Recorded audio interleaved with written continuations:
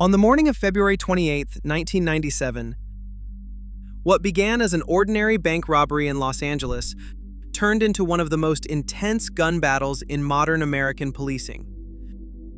Two heavily armed suspects walked out of a bank wearing homemade body armor and carrying automatic rifles. Waiting outside were patrol officers armed mostly with pistols and shotguns. What followed was a 44-minute firefight broadcast live on television, and the lessons learned that day would permanently change how police departments across the United States prepare for violent threats. Shortly before 9:30 in the morning, two men arrived at a Bank of America branch in North Hollywood, a neighborhood in Los Angeles, California.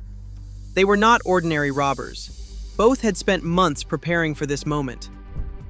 They wore homemade body armor that covered most of their bodies, including their torsos, legs, and groin. They carried illegally modified rifles capable of automatic fire, along with thousands of rounds of ammunition.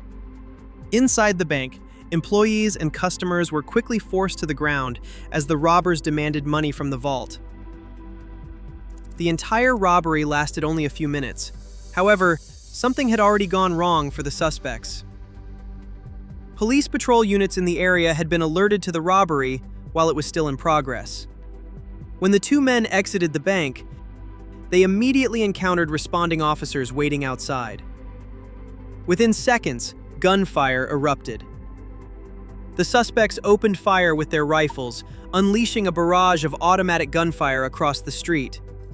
Patrol officers returned fire, taking cover behind patrol cars, concrete pillars, and nearby buildings. What quickly became clear was that the officers were facing a threat far beyond what most patrol units were equipped to handle. At the time, the standard equipment carried by many officers included 9mm pistols, revolvers, and 12-gauge shotguns. These weapons were designed for typical law enforcement encounters. They were not intended to confront suspects wearing heavy body armor and firing high-powered rifles. Bullets struck the suspects repeatedly, but many rounds failed to penetrate the armor. The two gunmen continued firing, moving through the streets of North Hollywood, while officers worked to contain the situation and prevent civilians from entering the area. The gun battle stretched on minute after minute. Television news helicopters quickly arrived above the scene, broadcasting the confrontation live across the country. Viewers watched in real time as officers exchanged gunfire with the suspects across city streets. At several points during the firefight, officers found themselves outgunned. Some officers attempted to close the distance in order to aim at areas not protected by armor. Others focused on keeping civilians away from the danger. As the shootout continued, officers realized they needed more powerful weapons to stop the suspects. Several officers entered a nearby gun store and obtained rifles that could better match the firepower being used against them. Meanwhile, the suspects attempted to move through the surrounding streets, firing repeatedly at pursuing officers. Police units coordinated their response, gradually isolating the gunmen and preventing them from escaping the area. After more than 40 minutes of sustained gunfire, the confrontation finally began to come to an end. One suspect was incapacitated after suffering multiple gunshot wounds.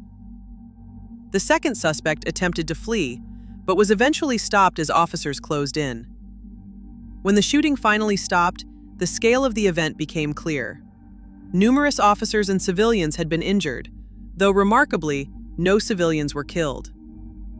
The confrontation had lasted approximately 44 minutes, making it one of the longest and most heavily armed police shootouts in modern American history. For many viewers watching the live broadcast that day, the event was shocking. Patrol officers had faced opponents equipped with military-style rifles and body armor that far exceeded what most departments expected to encounter during routine patrol. In the months and years that followed, the North Hollywood shootout became a turning point in American policing. Departments across the country began reevaluating how officers were equipped and trained to respond to heavily armed suspects. One of the most significant changes involved the introduction of patrol rifles. Many police departments began issuing rifles to officers so that they could respond more effectively to threats involving high-powered firearms. Departments also improved officer body armor, expanded tactical training, and developed new strategies for responding to active shooter situations. These changes reflected a new reality that law enforcement agencies needed to be prepared for threats that were once considered extremely rare. Today, many patrol vehicles carry rifles locked in secure mounts, and officers regularly train for situations involving heavily armed suspects. These practices can be traced directly back to the lessons learned during that morning in North Hollywood. What began as a bank robbery quickly turned into a defining moment for modern law enforcement. The confrontation revealed gaps in equipment and preparation, but it also drove reforms that reshaped how police departments across the United States respond to dangerous situations. More than 2 decades later, the events of February 28, 1997, remain one of the clearest examples of how a single incident can transform policing. The 44-minute shootout in North Hollywood forced a nationwide conversation about officer safety, training, and readiness. And the changes that followed continue to influence law enforcement agencies to this day.